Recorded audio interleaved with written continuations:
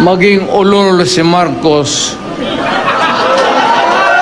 Ataka nga parang yung mga iba na naging kandidato nag-deliver lang yata ng suka nabigyan na ng certificate of candidacy dahil wala naman natin walang ikukumpara sa ating mga kandidato.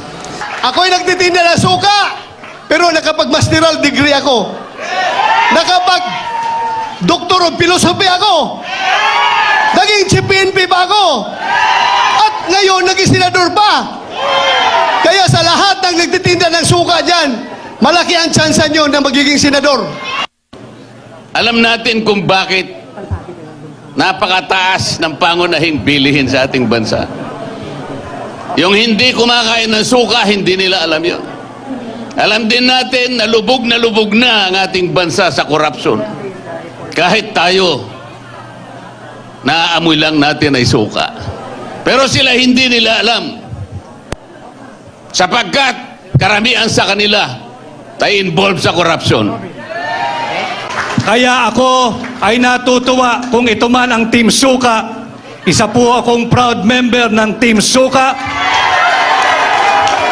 At atin pong lalabanan ang Team Sinusuka.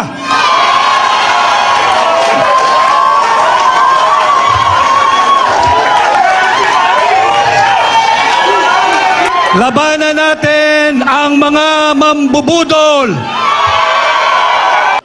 Totoo po, inutusan po akong bumili ng suka at bumili ako ng suka.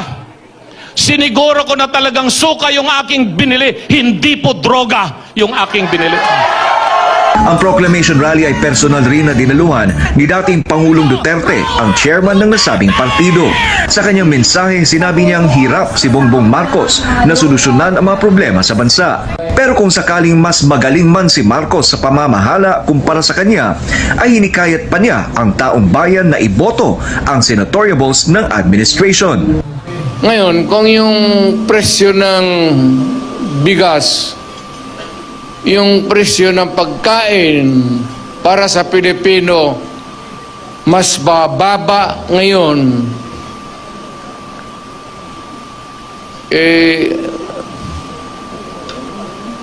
noong panahon na umupo si Presidente,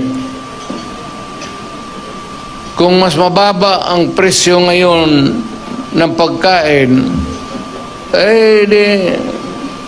iboto natin yung mga kandidato niya.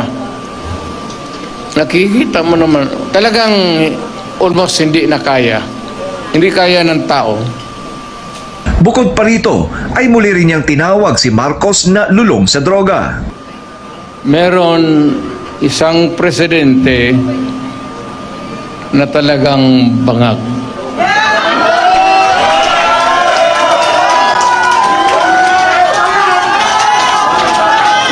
Hindi naman buang, pero yung bisyo ng droga, long term yan. Maging ulol si Marcos,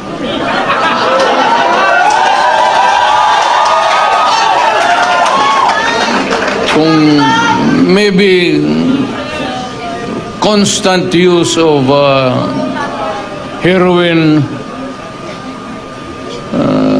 abot pa siguro siya ng 80. Pero pagdating sa panahon na yan, hindi na siya gumagalaw. Either nakatindig lang yan sa kwarto niya. Sa kabuuan ay umabot ng 6 na oras ang proclamation rally ng Duterte senatorial candidates na ginanap sa San Juan City. Sa kanyang mensahe ay nabanggit din ng dating Pangulo na posibleng mangampanya ang partido sa Lawag, Bicol, Cebu at Zamboanga. Para sa Diyos at Pilipinas kumahal, Troy Gomez nag-uulat, SMNI News.